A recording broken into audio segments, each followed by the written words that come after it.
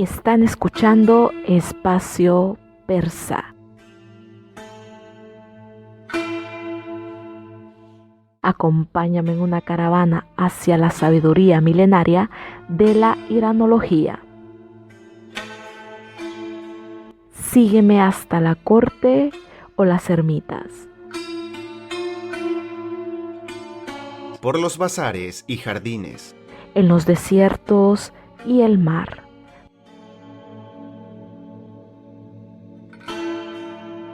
Por la serranía y las planicies fluviales. Entre grandes ciudades y parques. Para escuchar historias increíbles sobre la cultura persa. Historias de reyes, profetas, poetas, guerreros y místicos.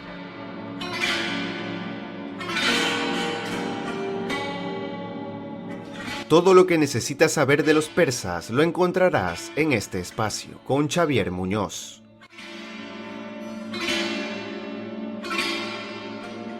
Sigue nuestras noticias en Facebook, YouTube e iVoox. Les esperamos para el té. Un saludo a todos.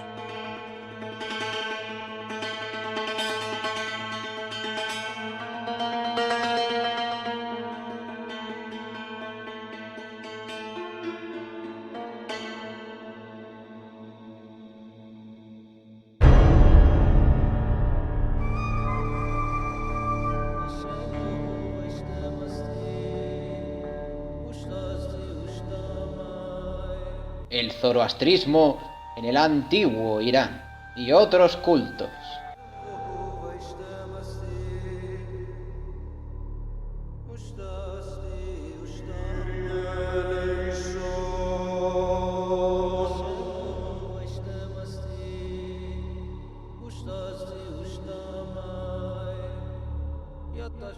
Desde la llegada de los pueblos iranios a la meseta a la que darían su nombre y hasta la caída del imperio sasánida, existieron infinidad de religiones en el Irán antiguo.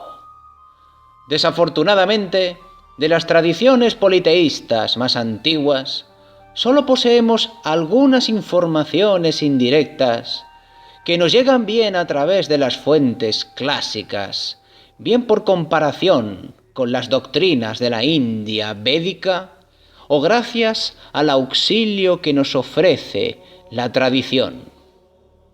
Un caso aparte, y por cierto bastante excepcional, es la cultura escita, que permanece ajena a las grandes corrientes de pensamiento religioso iráneo, especialmente el zoroastrismo y el culto a Ahura Mazda, y que nos ha legado un rico patrimonio arqueológico, además de un importante ciclo de narraciones épicas y legendarias.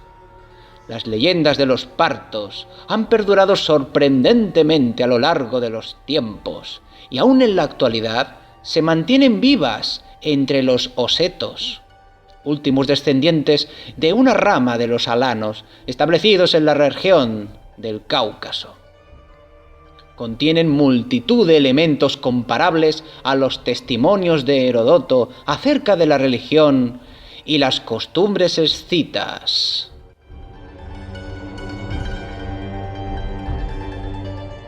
En la historia del mundo iranio y entre sus tradiciones religiosas más significativas destaca la doctrina de Zaratustra, llamado Zoroastro por los griegos, pero también Zaratustres por Diodoro Sículo en el capítulo 1.94, la cual se impone por su prestigio y por su magnificencia teológica y ética. El respeto y la fama adquiridos por Zaratustra eran tan grandes que incluso el mundo clásico, a partir de Alcibíades I, una obra de Platón, o quizás de uno de sus discípulos, reconoció al profeta iranio como un sabio extraordinario. Algunas fuentes lo consideran incluso profesor de Pitágoras.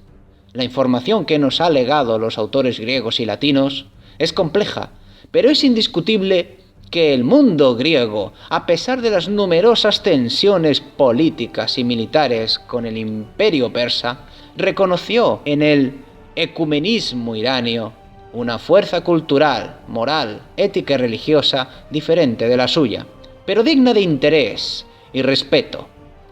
La religión zoroástrica posee un gran significado en este contexto. Debe recordarse que en la época helenística circulaban numerosos escritos griegos bajo el nombre de Zaratustra y del resto de magos, como Ostanes e Histaspes, que se popularizaron como orácula chaldaica y adquirieron cierta importancia en la tradición humanista del Renacimiento. A pesar de que la mayoría de estos escritos no se basan en verdaderas tradiciones que poseen muy poco material realmente iranio, la autoría de estas obras era atribuida a los sabios persas. La imagen de Zaratustra, que se refleja en las fuentes clásicas y helenísticas, es, sin embargo, poco clara, y aún quedan muchas preguntas abiertas sobre el verdadero Zaratustra y sobre la historia del zoroastrismo. Hasta ahora se desconoce dónde y cuándo vivió este profeta, debido a que los gatas, los cantos atribuidos a Zoroastro, están escritos en avéstico antiguo, idioma sumamente arcaico y en algunos aspectos más conservador que el védico. Es posible imaginar un origen muy antiguo. Hacia finales del segundo milenio o inicios del primer milenio antes de Cristo, suposición que queda corroborada mediante la comparación directa con el avéstico reciente, lengua en la que se haya escrito el resto del corpus de la Avesta, es decir, la colección de textos sagrados zoroástricos, los cuales, sin embargo, no se recogieron por escrito hasta la época sasánida. Procedentes de la tradición oral, el avéstico reciente parece en muchos casos mucho más similar a los rasgos del persa antiguo, el idioma en que los soberanos aqueménidas realizaron sus monumentales inscripciones desde la segunda mitad del siglo VI a.C. Como su datación se considera fiable, el avéstico reciente debe ser más o menos coetáneo. Por consiguiente, se supone que la distancia temporal entre ambas tradiciones idiomáticas, es decir, entre el avéstico antiguo y el avéstico reciente, es aproximadamente de 4 siglos, de lo cual se deduce que la vida de Zoroastro debe situarse a inicios del primer milenio antes de Cristo. Pero esta cuestión no puede resolverse solo con argumentos lingüísticos. Hay que tener en cuenta que una lengua sacra, poética e iniciática, plagada de artificios retóricos y formales, como es el avéstico antiguo de los gatas, se muestra como un medio expresivo extraordinariamente conservador. Por tanto, no permite definir automáticamente su clasificación temporal, ni darla por cierta a priori, ya que un idioma de estas características podría reflejar una tradición más antigua. También debe tenerse en cuenta que las dos variantes lingüísticas que aparecen en la Avesta son dos antiguos dialectos iranios diferentes, que bien podría haberse desarrollado de distinta forma a lo largo de su historia. A esto se remiten aquellos eruditos que parten de otra tradición que, de hecho, solo viene atestiguada por los textos zoroástricos, escritos en Pahlaví. Más bien, se trata del idioma persa medio, hablado durante el periodo sasánida, pero que fue utilizado por los escribas y sacerdotes hasta el siglo X después de Cristo, alrededor del año 1000. De acuerdo con esta tradición, Zaratustra había recibido la revelación 258 años antes que Alejandro Magno, o mejor dicho, llegó al mundo 3 siglos antes que el soberano macedonio. Así pues, los años de vida del profeta se situaron entre los siglos VII y VI antes de Cristo. A pesar de que el debate sigue abierto, las últimas investigaciones indican que el mundo griego también reconocía una datación similar, ya que muchas fuentes establecen un intervalo de 6.000 años entre Zoroastro y Platón. Este dato no debe interpretarse como una simple especulación fantástica y semimitológica, sino como el reflejo de una teoría irania según la cual el doble espiritual del profeta, su Fravashi, especie de alma preexistente, fue creada 6.000 años antes de su encarnación física. Era algo que la cultura iraní ya estaba esperando.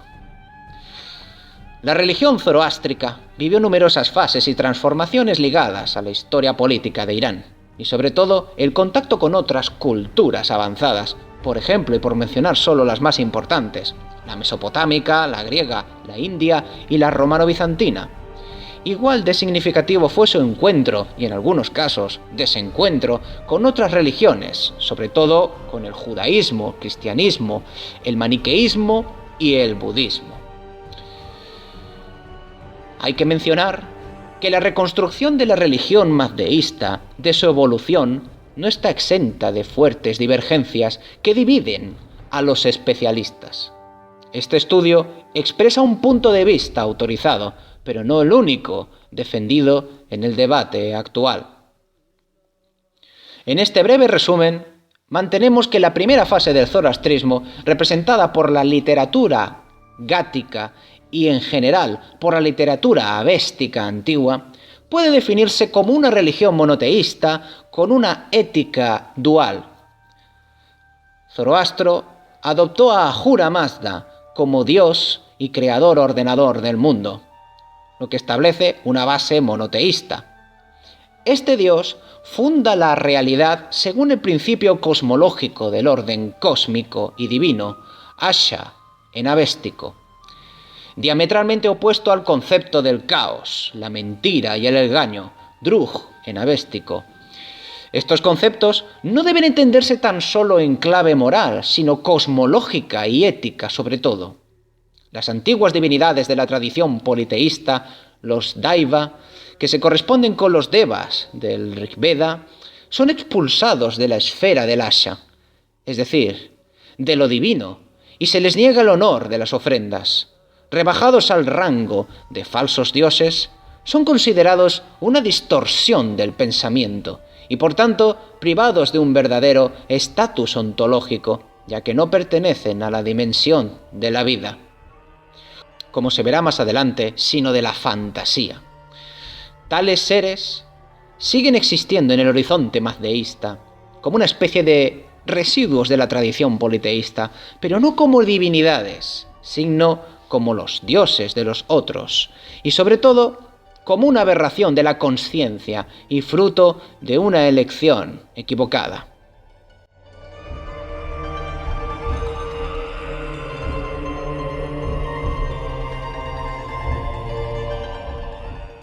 De este modo, entramos en el tema de la libertad de elección, en el libre albedrío, que según la opinión de algunos intérpretes de la religión zoroástrica, es la piedra angular del pensamiento de Zoroastro.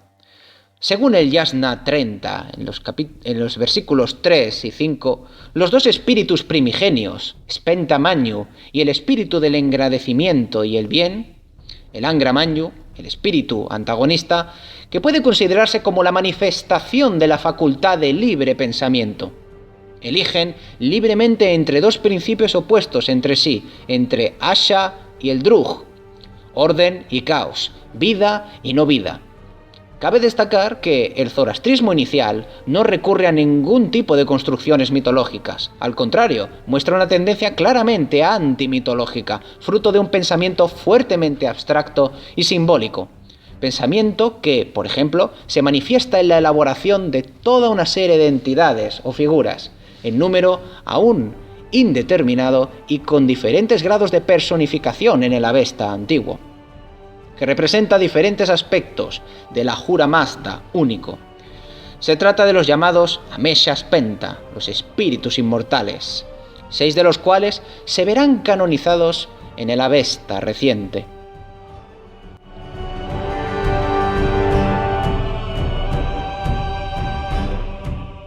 El zoroastrismo no parece ser una doctrina de creatio ex nihilo, pues esto es algo que parece hallarse muy alejado del pensamiento indoiranio. Sin embargo, tampoco se encuentra ningún mito de la creación propiamente dicho que justifique el acto de creación de Ahura Mazda. La creación es dada como algo a priori, que debe contemplarse a la luz de un antagonismo radical entre los dos principios opuestos, Asha y Drug, y sobre todo como consecuencia derivada de la elección primigenia tomada por los dos espíritus gemelos, Spenta Manyu y Angra Manyu. El punto de vista profundamente humano que emana de los escritos gáticos no entra en absoluto en el campo de una definición teológica del status quo ante Deum, en caso de proponerse realmente un concepto de este tipo. La existencia de Ahura Mazda se presenta más bien como un hecho en sí y por sí mismo, sustancialmente intangible e indefinible desde el punto de vista humano, en cuanto que se circunscribe a la autonomía de la divinidad única y suprema. Muy interesante resulta también la teoría de los dos estados del ser que ya encontramos en la literatura en avéstico antiguo, pero que va evolucionando a lo largo de toda la tradición zoroástrica hasta los textos medievales.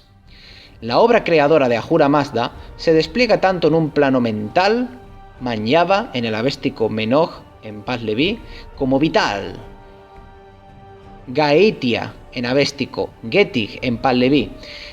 Pero esta distinción no se traduce en un antagonismo dual y radical entre espíritu y materia, como ocurre en el maniqueísmo. Solo Ahura Mazda posee el poder de generar y dar vida, y con ello también la corporeidad física de lo creado. Por el contrario, Angra Manyu y los Daivas son completamente incapaces de crear algo vivo, pues su finalidad intrínseca es la negación absoluta de la vida mediante la no vida, la muerte y la destrucción del orden cósmico.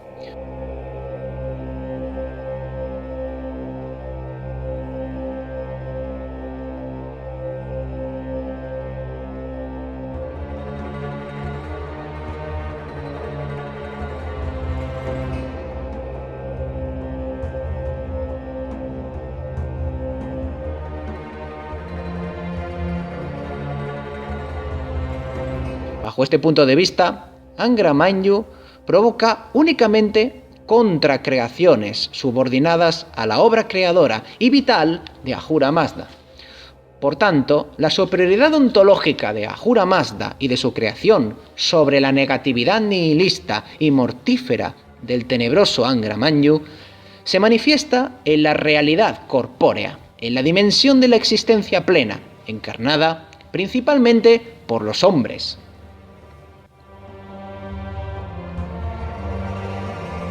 La literatura en avéstico reciente, sobre todo en los himnos Yasht y Videbdat, la ley antidemoníaca, y los fragmentos más recientes del Yasna, ofrenda, atestiguan una especie de transformación a la base teológica del zoroastrismo.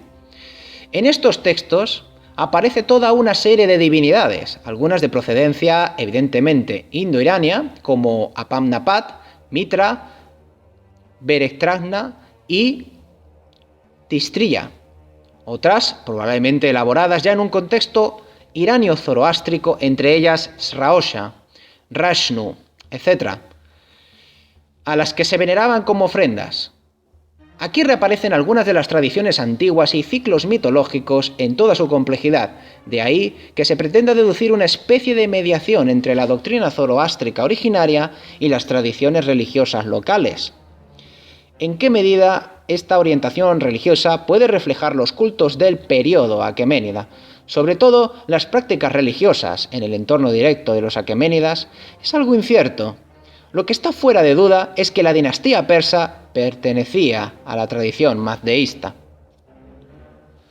Hay que resaltar que también en este contexto los Daiva, los falsos dioses, son definitivamente degradados al rango de demonios. En cambio, las figuras divinas aceptadas en el culto reciben nombres diversos, tales como Yazata, signo digno de respeto, Vaga, predestinado, y Ratu, juez. Pero ninguna de las divinidades adoradas en el panteón zoroástrico es comparable a Ahura Mazda, que no solo reclama la supremacía total, sino que designa a estos seres celestiales como luchadores e instrumentos de sus acciones antidiabólicas. También es significativo que la figura del antagonista por excelencia, Angra Manyu, originariamente enfrentado a Spenta Manyu, aparezca ahora colocado directamente en el mismo plano que Ahura Mazda. Así pues, no solo nos encontramos frente a un dualismo ético, sino ante un enfrentamiento radical y directo entre un dios y un demonio. Esta situación aparente de forma aún más palpable en el Bidebdat y se impone en los textos Pahlavi, donde el dualismo se vuelve estrictamente ontológico. En este nuevo sistema, que aparece plenamente desarrollado a partir de los textos en Pahlavi, sobre todo en el primer capítulo del Bundahism, pero cuyos orígenes seguramente son mucho más antiguos, la concepción del tiempo desempeña un papel importante. Nos encontramos con una fuerte diferenciación entre el tiempo infinito y el tiempo finito, algo que en el Avesta reciente solo aparece mediante breves alusiones. El tiempo finito comprende un ciclo de 12.000 años y se representa como un instrumento divino. Hormuz, dotado de omnisciencia y bondad absolutas, interrumpen el tiempo infinito en el momento en el que percibe la existencia del principio opuesto. Este acto preventivo debe evitar que la confrontación de ambas fuerzas se produzca en el plano del espacio-tiempo infinito. De este modo, el tiempo finito comienza con la creación como acto autónomo, fruto de la autoconsciencia de Hormuz, en el momento en que se dispone a hacer frente al demonio, cuya existencia ha percibido. Bajo esta perspectiva, este tiempo aún no es el tiempo histórico, aunque lo supone y asume por necesidad. Así pues, el duelo entre las dos fuerzas primigenias ha empezado con esta operación de interrumpir el tiempo infinito y con la primera fase del desarrollo de la creación en su estadio Menoj, es decir, un estado mental y prototípico que simbólicamente abarcará un periodo de 3.000 años. Falta, sin embargo, un nuevo acontecimiento para establecer definitivamente las reglas del duelo entre los dos principios contrapuestos.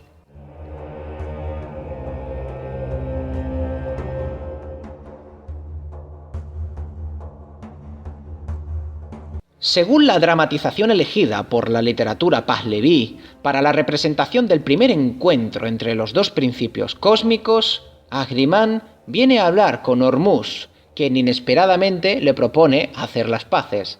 Debido a su ignorancia, Ahriman no interpreta este gesto como un acto desinteresado. Su perturbado raciocinio le hace considerar esta propuesta de paz como un signo manifiesto de debilidad y aprovecha la oportunidad para dar rienda suelta a su irresoluta voluntad de destrucción. Hormuz, que ya había previsto esta reacción del espíritu malvado, le propone combatir, como harían dos guerreros en un espacio y tiempo limitados, es decir, en un tiempo finito, precisamente el ciclo de 12.000 años al que hemos hecho alusión. Y en la creación terrenal. Siempre guiado por su ignorancia, Ahriman estúpidamente acepta este pacto para luego comprobar que ha caído en una trampa y que está condenado a luchar en un espacio-tiempo finito del que no podrá escapar, y que será destruido al finalizar el ciclo de 12.000 años. Además, en el momento de aceptar el pacto y gracias a la oración, Ahunwar, pronunciada por Hormuz, Ahriman queda fuera de combate y relegado a las tinieblas durante 3.000 años. Durante este periodo, Hormuz crea el cielo, el agua, la tierra, las plantas, los animales y los hombres. La creación divina, Bundahism, adquiere forma vital, Getik, pero aún permanece inmóvil, un estado definible como Getik suspendido en el Menoj. Al término de esta segunda fase de 3.000 años, se cierra la primera mitad del ciclo cósmico mazdeísta y se inicia la segunda, considerada como verdaderamente Getik, que perdurará otros 6.000 años. Con la ayuda del demonio femenino, Yeh, Ahriman despierta finalmente del letargo en que estaba sumido, rompe el exterior de la bóveda celeste, penetra en el mundo y ataca a la creación. Su irrupción pone en marcha la realización física del tiempo finito, que se hará visible gracias al movimiento de las estrellas que empiezan a rotar para cerrar el agujero por el que Ahriman y su armada de demonios habían penetrado en el mundo. Según la cosmología zoroástrica, a partir de este punto transcurren los 6.000 años restantes de la creación, hasta que Ahriman es aniquilado y se restablece el tiempo infinito.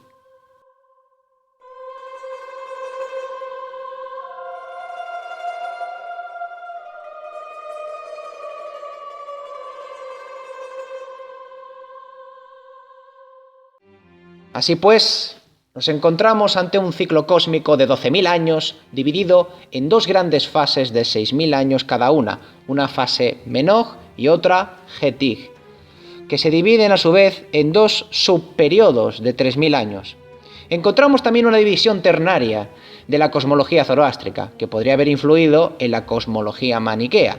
La primera fase de Bundahishn, la creación, se sitúa antes de la confrontación. La segunda, Gumezishn, la mezcla o el momento de la confrontación. Y la tercera, Frashahirt, del avéstico Frashokereti, femenino, literalmente significa el acto para hacer brillar la existencia, o etapa de la renovación final. La historia de la humanidad se entiende pues como la historia de la mezcla, del dolor producido por la irrupción del mal. Se acompaña del movimiento del Sol, la Luna y las estrellas, pertenecientes a la creación buena, pero también de los planetas, que se consideran seres diabólicos. El tiempo histórico en este contexto no representa una dimensión de decadencia ni una expulsión del paraíso perdido, sino un lugar de combate que conduce a la salvación y al rescate final. Quizás en esta profunda y milenaria interpretación religiosa del Irán antiguo se hallen los inicios de la caballería espiritual que tomarían prestados los famosos maestros sufíes. Podemos afirmar, por tanto, que el sistema mazdeísta considera absolutamente positivo lo existente. Todo lo que se encuentra en la historia, la existencia en suma, en cuanto instrumento operativo esencial para conseguir la victoria total sobre Ahriman. Esta interpretación, según la cual Dios crea el tiempo finito después de identificar el mal, posee una importancia central en el pensamiento iranio arcaico y medieval, y en cierto sentido es de una modernidad impresionante. Es la alteridad negativa, el antagonismo, quien provoca la irrupción del infinito y conduce el desarrollo de una creación estructurada principalmente como un sistema limitado en el espacio-tiempo. Esta es la base de la historia humana, totalmente Getig, en la aceptación positiva ya precisada, cuyo objetivo final está claro, la aniquilación del mal y de Ahriman. El final de la historia es, pues, el final de la propia historia, es decir, el fin del sufrimiento, la liberación de la dialéctica, del conflicto entre el bien y el mal, el regreso del tiempo infinito en el que la humanidad vivirá finalmente la Tan y Pasen, o resurrección carnal, que no anula ni desmiente el estado de Getig, sino que lo devuelve a su dimensión arquetípica. Otro tema es el destino final de Ahriman, a quien los tratados filosóficos zoroástricos de carácter marcadamente aristotélico le asigna la suspensión en un estado de impotencia del que el maligno nunca podrá escapar ni reaparecer. Vemos que el mal, reencarnado en un demonio, queda atrapado en una especie como de lámpara, esa lámpara de Oriente donde está el genio ahí atrapado. Parece que ese va a ser el final del mal, según la tradición zoroastriana. Y también puede decirse algo sobre el tema de la apocalíptica mazdeísta en la era sasánida y post-sasánida, que si también está basada en teorías escatológicas arcaicas, también está poderosamente influida sobre todo en lo que se refiere a la creación de un género literario claramente apocalíptico por la literatura judeocristiana e islámica según investigaciones recientes.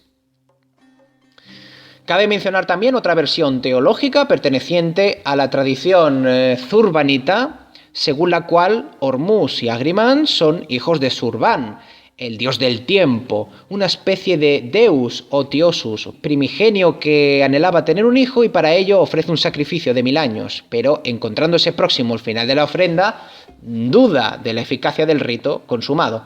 Del seno de Zurban nacen dos gemelos, seres que hubieron de ser concebidos de forma andrógina, Hormuz, el fruto de la ofrenda, y Ahriman, producto de la duda. Esta doctrina, que se encuentra en clara oposición a la tradición ortodoxa zoroastriana, probablemente trate de responder al dualismo radical de la cosmología desarrollada en el ámbito del mazdeísmo post-gático y sasánida, introduciendo un nuevo monoteísmo y un origen único en la dinámica del conflicto entre luz y tinieblas.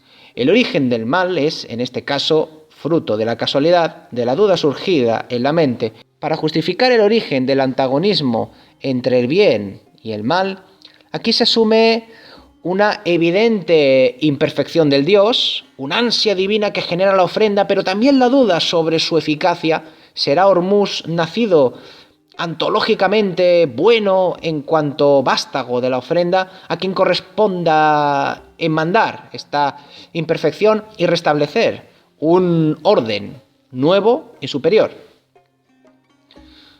La actitud positiva del zoroastrismo y de gran parte de las corrientes teológicas que de él se derivan se manifiestan en la suerte final reservada a la humanidad. De hecho, si bien la literatura Pahlavi prevé la existencia de un infierno, de una especie de purgatorio que le llaman Hamistagan, y de un paraíso, Garodman, la apocatástasis del hierro y el fuego desencadenan con la llegada del último hijo de Zoroastro, Saoshyant, una especie de redentor por excelencia, ¿no? Saoshyant en Pahlavi restituye la situación original haciendo que todos los seres humanos les sea concebida la resurrección de la carne, una doctrina ya documentada en los textos en avéstico reciente.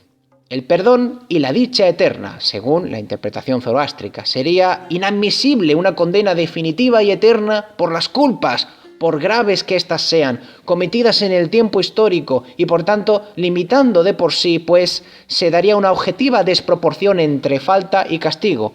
Por otro lado, tal interpretación es totalmente coherente con la doctrina de la libertad de elección, consumada por los Fravasis o Frawar en Pahlavi. Una suerte de doble espíritu femenino preexistente en cada hombre y en cada mujer, los cuales en la fase primigenia de la creación, Menoj, eligieron arriesgarse en la encarnación, aun sabiendo que podían incurrir en la seducción del mal, pero contando al mismo tiempo con la garantía de acceder a la salvación final. Finalmente, cabe mencionar muy brevemente que la religión zoroastrismo, pese a ser fuertemente reprimido tras la difusión del Islam en la meseta irania y la caída del imperio sasánida en el siglo VII después de Cristo, sigue viva en la actualidad, principalmente en los alrededores de Yazd y Kerman, así como en la India y Pakistán, donde sus seguidores se conocen como Parsis. En Europa y América también existen numerosas comunidades zoroastrianas de origen persa o indio.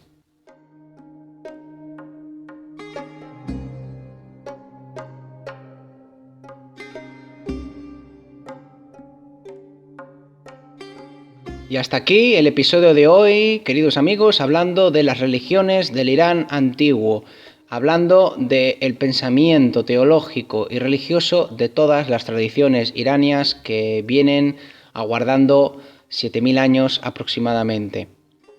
Un saludo a todos y hasta pronto.